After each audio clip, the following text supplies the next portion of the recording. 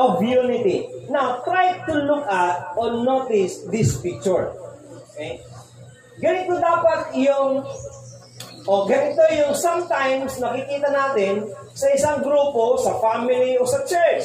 Okay? Can we just focus on the church? Okay? Just try to look at this. Alam niyo po, sa church ay kinakailangan talaga ng pagkakaisa. Sinong naniniwala doon? Okay?